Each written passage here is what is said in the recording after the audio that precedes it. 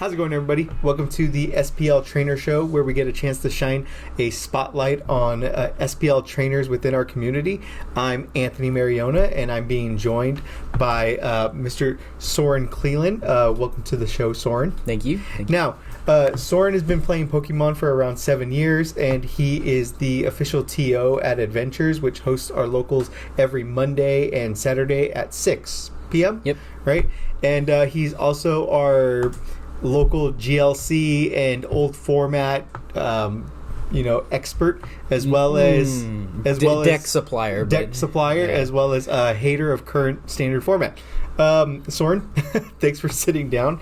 Now, you've been playing Pokemon for a long time, 7 years to be exact, but you're still relatively young, right? So I guess my question is, were there any important people that helped you get into Pokemon when you were younger?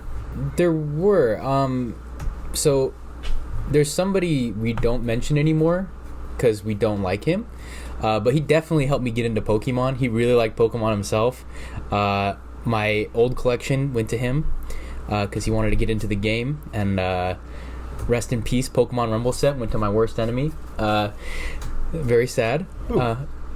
We don't like to mention him. Yeah. But a mutual friend. You know who you are. Yeah. Shout outs to you. I don't hate you anymore. I just hope you're a better person. Yeah. But anybody else that you can talk about? Well, I can talk about Ryan Massey, one of our other local players. Just got into day 2. Day 2 in Fresno. Yeah. Beautiful person. This is a mutual friend of the person I first mentioned. Okay. Yeah, that person was pretty much our best friend, and then I became Ryan's best friend after we kind of through them. Through them, yeah. Okay. But yeah, I got into Pokemon with said person, and we would go in his mom's car all the way to Adventures where I work, and we would play there, Sun and Moon format. I did play before it. I got into it around like XY. Okay. I was pretty young. I really liked the game. I was collecting around Black and White, so I had enough cards to kind of play. I didn't really have enough for standard format, so I would just, crack open as many packs as I could. This friend I think he bought one booster box, and we kind of split the bulk to try to build different decks because there was enough, random. In Sun and Moon base set, you could pretty much start building off of anything. It was just kind of pricey. Like a GX might be $10. I know I'm kind of going off here, but it's really interesting to see how the Pokemon world changed, because it used to be you'd pay $10-15 and a 4 set for a core, but now it's like, oh well, if it's slightly off meta, you don't have to do that. It's like $2, Yeah. And you can build a deck for $60. Back then it was like $150, and your staples would be like, maybe like, if we're talking Tapu Lele, you'd have to have 2 or 3 or 4, and then that's your expensive card for the set. So you were still kind of priced out. I think that's a hard thing for players to kind of comprehend these days because of the whole Pokemon craze. Like, you tell a kid that, oh yeah, I had to pay for a Tapu Lele that was $90, otherwise I couldn't compete on a top level because I couldn't search for my supporter for the turn. Like, it's Lumineon. Yeah. Imagine a Lumineon V being worth 80 times as much as it is. So, and Tapu was something that was popular when you first got in. Yeah. And you guys were able to get a few of them through the booster? Or no, Ryan actually pulled one and let us borrow it, and we would go to tournaments, and whoever thought we would win that week, we would strap him with a Tapu. And, well, let's just say that... let's just say Kiawe Ho-Oh definitely needs at least one Tapu Lele.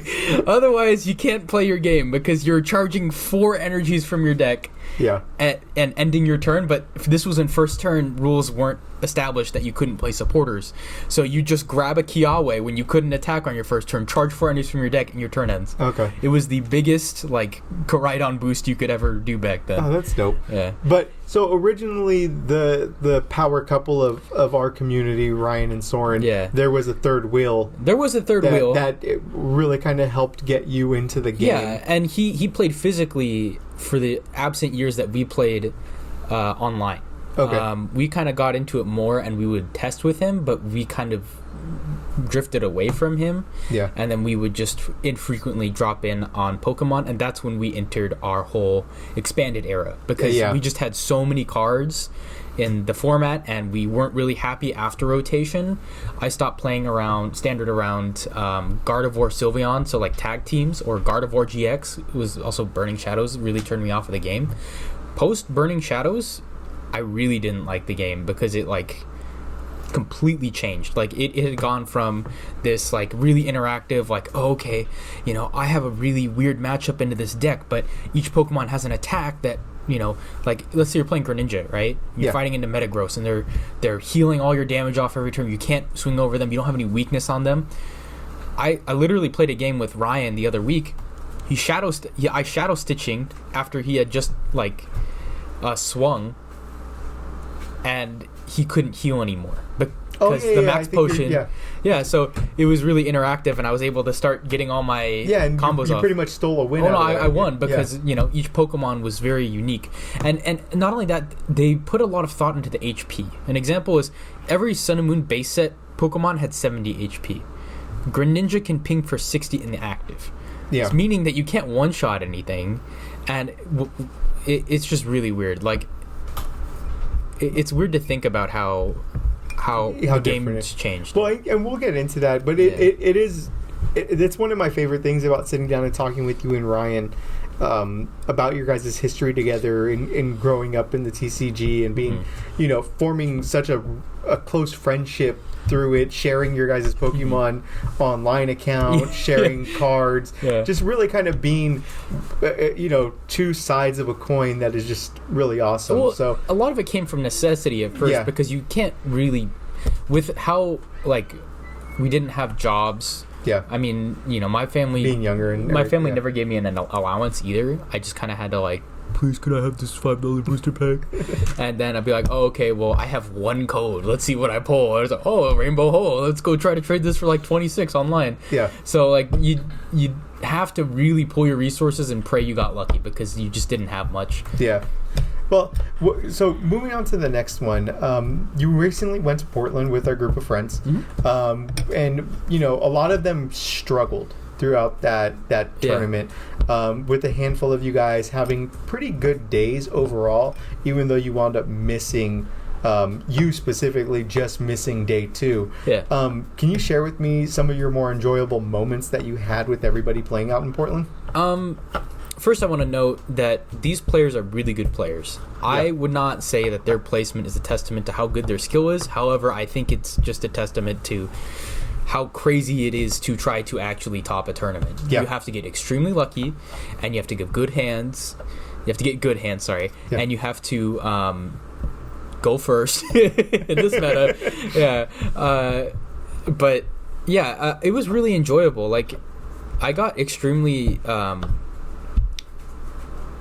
I don't know. I had a really great time in Portland, sharing an Airbnb with everybody. You know, kind of partying up a little bit, and then you know, as soon as that whole thing where I'm having a bunch of fun, wake up the next morning, you know, 4 hours of sleep because you know, we're all prepping for the tournament, playing immediately, and then just like, you know, facing your first opponent. It's like, oh wait, this is real. Like I gotta play. Then you're playing. It's like, oh well, got the heads. I think the most anxiety I felt was when they were slow to get started. Regionals. I'm just sitting at that table, and then my opponent's not saying anything. I'm like, are you James? And he's like, yeah. And I'm like, oh, nice to meet you. it's like, oh, okay, yeah. And the worst part, guy left of me. It's like, oh, I used to play Yu-Gi-Oh! At Pokemon. I was like, oh, let's talk, right? Start talking to this guy. This guy responds, oh, I'm new, blah, blah, blah. Oh, yeah, I've been playing this blue online. I'm like, oh, hey, what's up, man? Blah, blah, blah. And then this guy is like, oh, yeah, I used to play old formats. Like, oh, you used to play old formats? Blah, blah, blah. And it's like this guy right to the right of me. So all 4 people over here, we're all having a 5-way conversation. This guy's just like... So, was the guy new? Or are you just that much into the... Okay, so this guy I sat down next to the first... Scary as hell. He would count my discard pile. He was ready to boss as soon as I was out of energies. He counted my deck, and we went to time, and I tied first round. He would have gotten it because he knew it was in my deck. He was playing Abomasnow. You were telling me about that in his Lugia Duraludon list. and I had to impact with 4 single strike energy and a choice band to get over that combo. And the more you think about this stupid little Obama stuff, it's like, why would you ever play that? It's like, wait, you just one-shot Tyranitar if you play an impact and a few single strikes because you have weakness. Yeah. And then if you don't do that, you boost all your single strikes. I was like, and you're thinking about it, it's like, wow, that's kind of cool. And then you think about it a little more, you're like, wait, that's a horrible idea because he's not playing Tyranitar. He's just using Duraludon. He's using like a 1/1 brick line of both. It's just like, I don't know. You run into some weird decks. And then you also, like, I ran into a guy playing Spidops. Oh, yeah. And Hisuian Lilligant has never been scarier. That is the most disgusting card when you have, like, just when you VIP pass twice and then you nest ball for a full board. Yeah. And he's just like, all right, Hisuian Lilligant, 1 evolve, right? Yeah. So he's got 5 to go, but he can grab 5 from his deck. Evolve. And everything has 6 retreat. Their Spidops is up. You know, they have a Leafeon VMAX. You're like, the only way you can beat that deck is because of its horrible pacing of energies. Oh, okay. that makes sense. And Leafeon V, you know, kind of pulls some weight too. But outside of that, so I mean, I've been to a regional, and yeah, I sat down with people where my opponent didn't want to have a conversation at all while playing the game, but I also met some really funny, interesting people along the way too. I think that's one of the most important parts of the game. If you don't talk to somebody and you're going to be quiet and you're going to be the guy with the hoodie up, not talking to anybody, you know, everyone's just like, I'm in the zone. You're not enjoying the game. Yeah. You're also making your opponent really uncomfortable too. Yeah. Because, like, what? Think about it. You're in here for like 8 hours. Maybe long. How long is regionals? Like, yeah, no, it's longer than that because you're talking about break. What, 45 minutes? 45-minute rounds with time. With time, plus you're talking about break in between, and then you go 9 rounds total. Yeah. So if I run into you like and 10, you're headphone hours. Guy, and I run into you 6 times, I'm going to have the worst 6 hours of my life, and then I'm only going to have a good conversation with 2. And anybody who talked to me, I let them take back stuff because, like, I'm talking to you, we're messing around. I'll be like, oh, you screwed up because I'm talking to you, which I'm not supposed to be doing, and you messed up like a flower selecting. No judge around? Go for it, bro. Why not? I don't care. That's the game to me. It's not flipping coins and being quiet and what's strategically the best for me right now so I can get into day 2. It's like you play your heart out, you talk with people, you enjoy meeting new people, you see new stuff you enjoy. Like that Spidops player, he sent me his list. Sick. He got a random guy to send him over. He gave me his number and everything. But see, I think, and that's the way I always felt about going to a regional and getting the experience was you go to play and you want to be competitive. Like, I think everybody wants to be competitive in some way, shape, or form, but you also go to have fun. Like, to the fact that we just had people recently go down to Fresno, and it's a huge group of friends. They took a big photo, and it looked like it was a good amount of people. Like, those are the types of things that I always think about. When I went with Richmond, AJ, and King, sharing an Airbnb, like just going and having dinner and laughing and joking around and play testing at night, and then AJ trading away a whole bunch of Arceus, so on his way back he didn't have to pay for gas and he didn't have to pay for other things. It was one of the funniest things about that entire trip. Also, I seen his butt, but multiple times. Too much. Hey, but at least it's just the butt. Yeah, at least it was just the butt. But it's those types of things that I always look back to where I can smile and I can go, regardless of how crazy the TCG gets, regardless of how redundant or tiring it can be. I think my favorite thing is sitting down with everybody at a local, here at the garage, or doing something like that and having fun and being able to play. And speaking of the current game, I know it's not necessarily your favorite thing right now. And funny enough, I think talking to other people, a lot of them are in the same boat where, you know, they just kind of feel the same way. It's just a stale game right now. It's Lost Box, it's Lugia. There's not a lot of changes. What I wanted to get to was, with GLC making more waves and older formats starting to pop up, because you built all of your GLC decks and you built your Rocket... Rocket format. Your Rocket format. Rocket Gym. What are some of your recommendations for other players looking to spice up their Pokemon TCG experience? Stop bashing Expanded. Literally, I am tired of it. Nobody plays it and everybody bashes it. And I look at that and I'm like, look, I played GLC. I played the most toxic format in Pokemon, which is gym base. Yeah. I have played a little bit of base set. It's also pretty not fun. It's just a rushdown deck. Side note, you can definitely tell Wizards was involved when you're playing base set. You're like, this is a Wizards game. This is not, some... Is that due to the translations on the cards? It's not due to the translations. It's the fact that all trainers are unlimited per turn. Yeah. We played that one. Yeah, exactly. So how kind of Wizards games works, like Magic, it's just like you're just waiting for your opponent, It's like, oh, okay, this, that, okay. Yeah.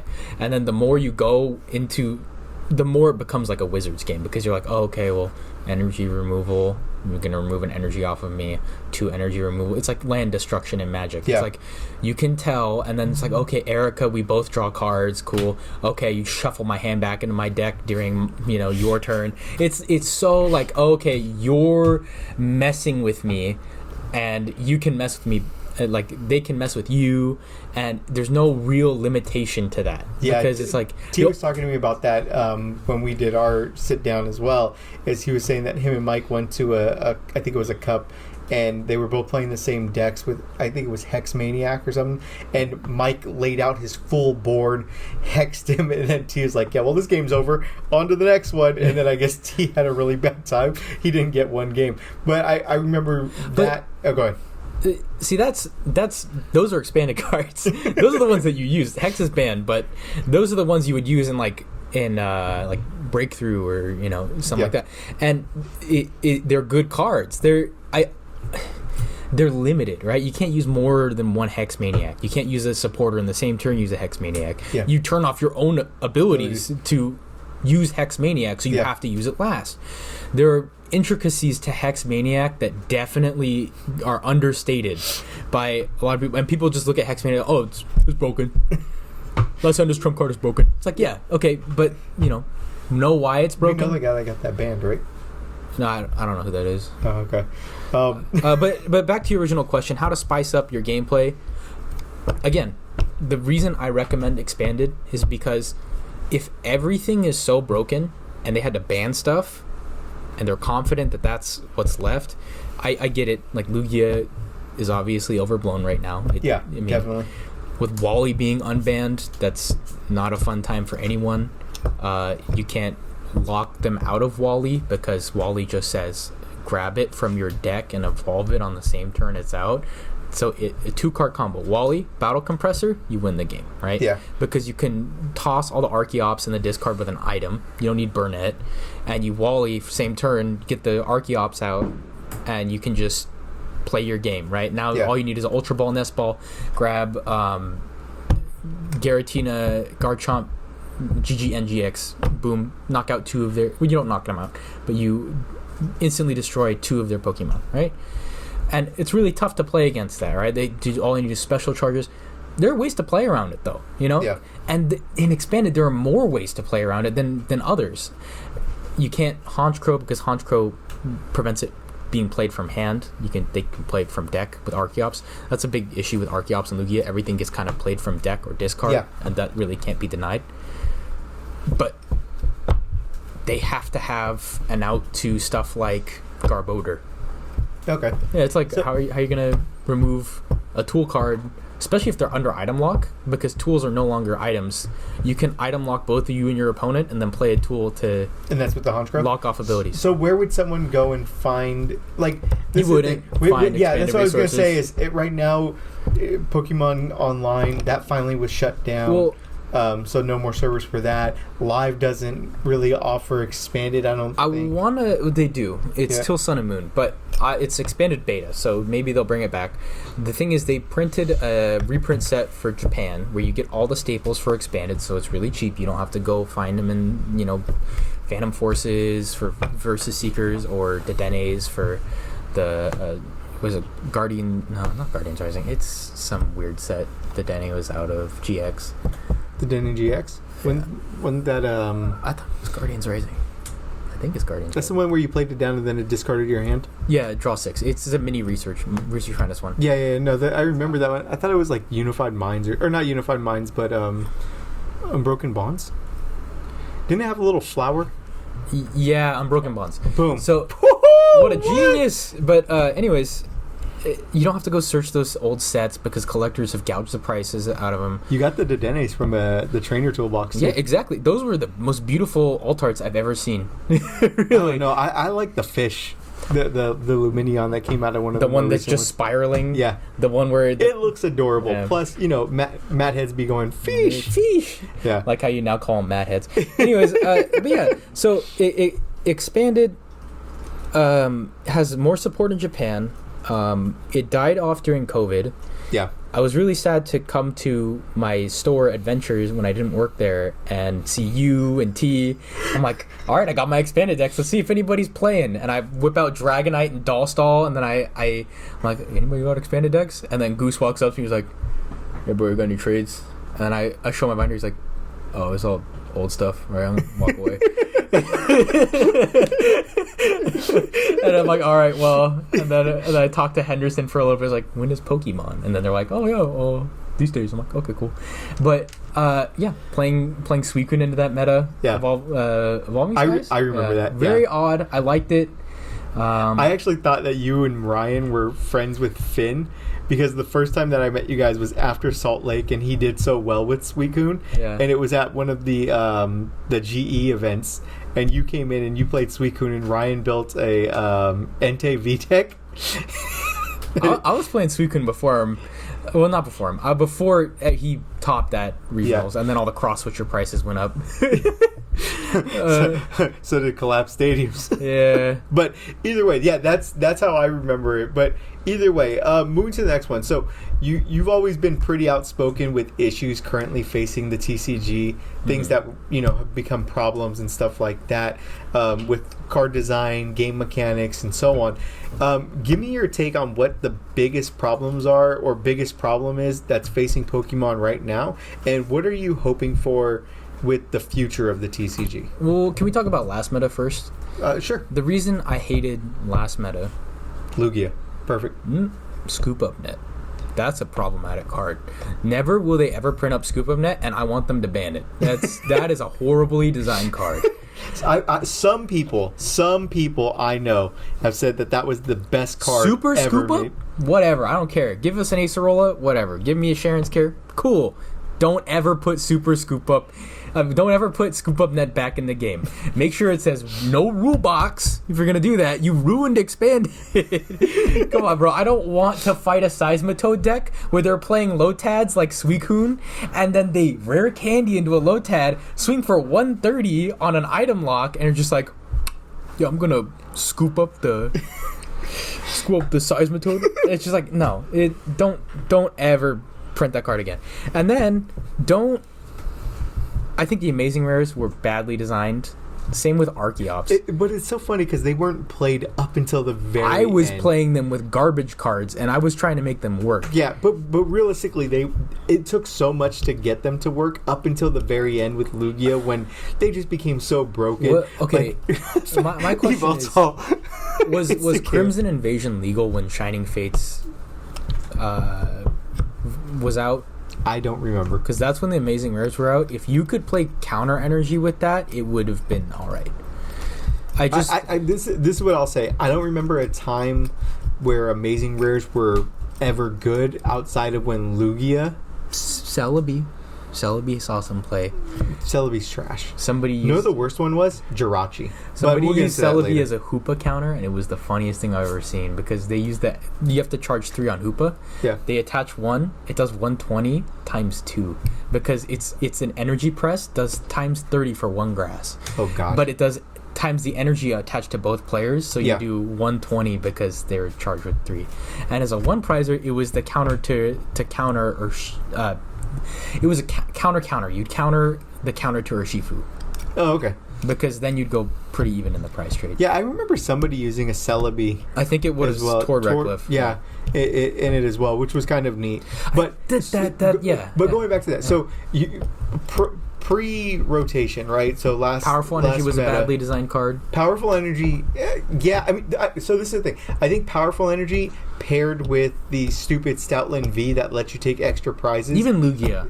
You shouldn't have been able to hit 280 on Lugia. There were so many cards at that time. I think I didn't have a problem with that when you had like Urshifu that could hit 370. Rotation should have happened sooner. That's all I'm saying. But at the end of the day, last meta, Scoop Up Net was the broken card. But you couldn't play anything rogue. That's my issue. When you get too far in, you couldn't play anything rogue. I wouldn't necessarily say that, because if you look back at some of the standings, I mean, the one that always sticks out to my mind was the Salt Lake Regional that I went to, where I think was it Frankfurt? No, I forget who it was, but they wound up winning Salt Lake with Arceus Gengar. Which was that was before like Silver Tempest, before Lost Origin. Those two sets, Silver Tempest and Lost Origin were the most unbalanced formats out of that set. Well, it brought in Lost Box and it brought back, and it was just too good. Yeah, like the meta would have been fine if you stopped at Astral or even Brilliant Stars. Like Palkia was pretty oppressive. Yeah, but it was doable. You could play something rogue. Yeah, I mean Palkia never felt like what Lost Box and Lugia felt like at any point. Even Mew. At worst, I would hate to get Star Portaled on and then Greninja. That's. Yeah. But what's funny to me is I guess when I think of decks like that, the ones that always come back to my mind is Mew. You've had countless, sets that have been released that have given you the ability to try to kill Mew and just be done with it. Yeah. It's almost like Pokemon goes like, man, we made a really badly designed... Yeah, Spiritomb was the BN... But that's the thing. You had Mightyena. You have, Drapion V. You had Path to the Peak. You had Gengar in the same set that was released. All of these things. It's like Pokemon... Yeah, Hoopa. Pokemon realized, like, we screwed up. We can't be making this. And then they keep giving you stuff. They haven't done that with Lost Box, really, outside of a couple of cards. Iono, maybe Iono, but maybe Klefki. But even then, like, all of those things are just. Then we go to the problem of this meta, which is Upstart meta. I like to call it Upstart meta because you're gaining a card, right? So what happens when I put you down to 2? You should be stuck to 3 unless you drew the out. Yeah. But what happens when you're playing Lost Box? You have just dug 5 by Twitch, like you just dug 2. So basically, you've seen 5 into the deck. Yeah. When you were only supposed to see 3, and if you didn't draw, because Iono you did more than that. If you have Ninja still up, you're looking at 2 Ninja, Comfy Switch. Yeah. Now all of those cards that you could have drawn are now semi-outs. Yeah. And I don't like semi-outs because if I get you down to a game state and I've been backpedaled into this and I also had to reduce my hand down as well and try to get to that game state, I don't want to see that you can just rebuild your board. You can't do that against Gardevoir. You can't do that against well, it depends. Box. If Gardevoir has out the Curlias, they're going to be getting rid of stuff and gaining those 2 cards. That's what I'm saying. Like having that option is extremely irritating to me because it's like, okay, well, I tried so hard for this, and what I'm going to get next turn is 1 card. So why would I want to play this deck that only gets 1 card, and I gambled everything to try to not get killed, and you're just going to +1? Oh, I drew into the out on the 3rd chance out of 5 that I could. It's like... Now you get the Colress. Now I don't feel good about that. And so on.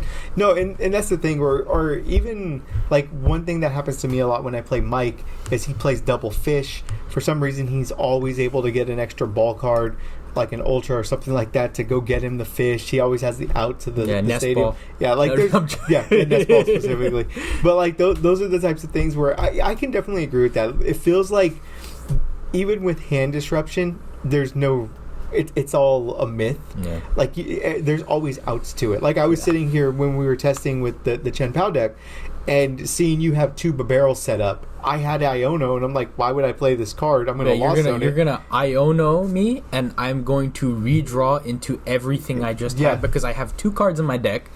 They're all water energies in my hand, so I'm just gonna accelerate and then redraw with the Bibarel. Exactly. And that comes to my problem. It's like you go to expanded or Sun and Moon format, there are dead draws, and that should be a part of the game. You dead draw because you didn't set up your board enough to win if you had no cards in your hand. Yeah. Funny enough, even talking about that, thinking about the matchup with the Lost Box, it's almost better to kill the 2, say, Comfies, and then do the Iono or the Roxanne, whatever you're still playing in your deck, as opposed to going after the Manaphy because you want to be able to take away their chances of drawing. Like, there's so many things that I can understand where you're coming from. So to finish this question out, where are you hoping that the TCG starts heading to in the future? Support, more control support. Anything that's denial is honestly really healthy for the game, because your opponent shouldn't be able to do these things. At some point, you should be able to say, no. You should have a little mini solemn judgment at all times. Be like, nope, I lose half my resources. Nope. And I want that to be a thing. Trevenant, Dustnor, as annoying as it is, bring it back, baby. I want to see the Milotic make him go negative. So more trainer. More support for control. A little bit. Okay. I want something. So I think everybody in this community owes a lot to Pokemon, whether we are having fun with the current meta or not. Even with its ups and downs, it's become a huge part of my life, and I assume it's the same for everybody else that's in SPL. Not me. Not you. I play foosball. That's the question I was going to ask. What would you be doing without Pokemon in your life? NorCal Foosball League, for sure. NorCal Foosball? Yeah. What's the team name? The Foosheads. The Foosheads. Makes sense to me. But in all honesty, I mean, it's become such a big thing for us. Playing Maple Story. Maple Story? I'm are you still playing that? About $400 a week. Yeah? Probably. How much are you losing right now with Pokemon? $400. No, I don't lose a lot with Pokemon. It's because I have a lot of other card games that I used to play, and I just trade in for those whenever I see something I want. Yeah, the man would be doing One Piece. That's what he would be. How fast did you give that up? I played the first meta. I'm like, well, it's just starting. It's really healthy because everything's weak. And then I saw second meta. I'm like, all my $5 cards became $26 cards, and everything loses to this deck. Let me sell all of them. And I sold $29 Luffy's at peak price. So that's the funny thing for me when I look at that card game, because I bought a few cards and got a deck and things like that ready, and I played it, and the game to me wasn't fun. Like I didn't enjoy playing it. It seemed boring. But the thing that did seem interesting to me is seeing you and Byron pull cards and buy the boosters, and next year you're like, this is a $40 card, this is a $60 card. Like, my issue with Bandai games is they're too good at making cool cards. You will go look at a Bandai card and you'll be like, oh, what is this? Oh, a Bandai card. Oh, that feels nice. Oh, wow, that's my favorite character from the show. Whoa, this is the coolest art I've ever seen. I've never watched One Piece. You don't even need to watch One Piece. You'd be like, this dude's... I hear it's real, though. It is real. Okay. He'd be like, wow, the texturing feels really nice on this. Wow, look at this pattern. I'm gonna put this in a sleeve. I'm gonna put this in a sleeve, and then I put it in a case, and that's gonna be my leader. Then this is worth $240. And it's like, all right. I stopped that trap as soon as I got all the leaders. I'm like, why did I do this? And then I saw the price jump up like tenfold for each one. I was like, oh, that's why I did it. Bye. I remember hearing how much store credit you had for selling them. I'm like, oh my gosh, that's ridiculous. Yeah, now I have a backpack full of empty boulders. I'm ready to fill them up with Pokemon decks.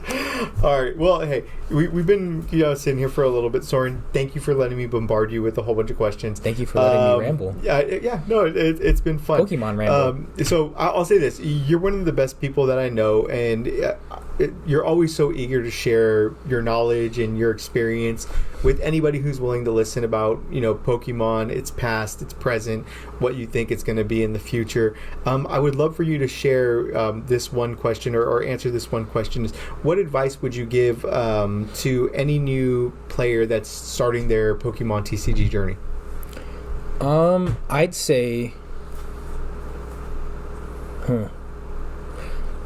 I'd say your idol for playing, don't make it the number one player in the world, right? They're going to be playing whatever, and then you're going to be a set behind because you're like, oh, he brought out the secret tech for originals. And it's like, oh, okay, well, he was labbing that, and, he's really smart.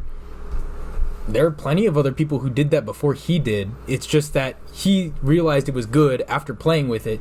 Idolize the really niche people. If you're ready to start playing and you see this person go like, this is the best Cinderace deck in the world, try it. It's hard to sometimes. You don't have all the cards in the game. You don't have all the resources to. But you got a printer. You got a bunch of code cards that you used already. Throw them in sleeves. See if it works. There are plenty of people who have great ideas, and the game is as much about deck building as it is playing the game. Yeah. If you have a good deck and you make it so like 8 or 9 hands out of 10, it's the same hand. Yeah, you're gonna be pretty consistent. You're gonna feel good about the deck. So what's funny is I actually do agree with that. I when I first started, I was watching a lot of Andrew Mahone, but the thing that always got my attention were the more rogue niche decks that I would see. Yeah. There's that's a TCG. It was Philip, who's Philip Wingett. Who is now really more into the video game side of it, but he had like this Luxray deck, and I love Luxray, and it was this cute thing with this bomb where if you knocked out the Luxray, you get to put 12 or 10 damage counters on the Pokemon that knocked you out. Like little things like that really got me more excited about playing the game and learning how to build unique and fun decks. That's and I where think a lot of my passion died. You know, it's like, it's really cool. You see that, you go, oh, I'm so excited to play this deck. It works a bit. Then you go play top, and then it's like... and see, this is where it's kind of funny. I think that you can really mesh those two things together. I think... I used to think you could do that. I still feel like you can. I feel like a lot of the better players out there right now do have that experience of building niche decks, and they take that experience and they add it to the more meta decks that are there. With those funny techs that you were talking about that give them an advantage that other people just don't see. Here's what I would say. I think it was a lot easier to do in Sun and Moon format, and now I'm tired. Like, I don't want to go look through every set and find every single niche card that everybody overlooked because there are too many bulk cards. I'm not going to look at... Drifloon is going to be busted. I'm not going to look at Gallade V that does 50 damage, and then in the second attack... So, by the way, 50 damage, fighting colorless. Great! Wait, is that the fighting Gallade? Yeah, Gallade V. Oh, and it has no one. V-Star. It has I think it has a trainer gallery with... This is my prime example of a bulk card, right? So, and then second attack, 2 fighting, 1 colorless, 160, no effects. This is a bulk card.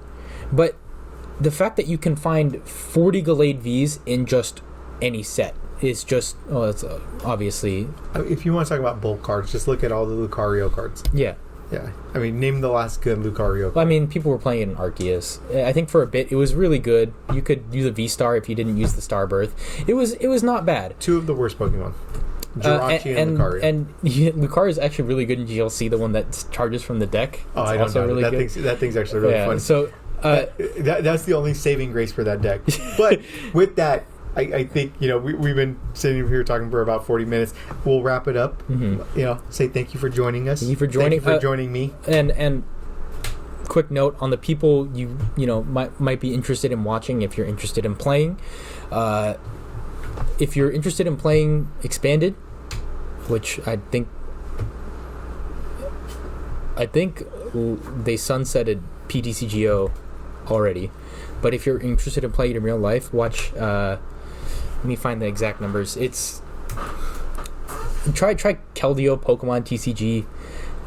He has some numbers after it, but he's really good at Expanded, and he takes all these deck recommendations and does a profile for every single one, and he plays it 6 rounds and no editing. It's just like, oh, okay, he ran into a match, he lost, cool, it's fun.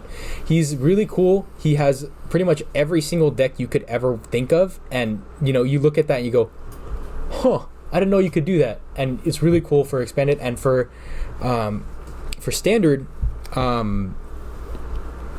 it's a meme, but Beware the Terrible is one of the worst deck creators I've ever seen, but he will use the worst cards I've ever seen and make it work.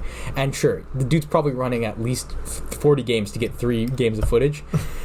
It's just really funny to see weird cards, and they'll pop into your mind, and sometimes they work in the decks that you want to play. So, all right, it's cool. We'll link them. Yeah. But either way, thank you again.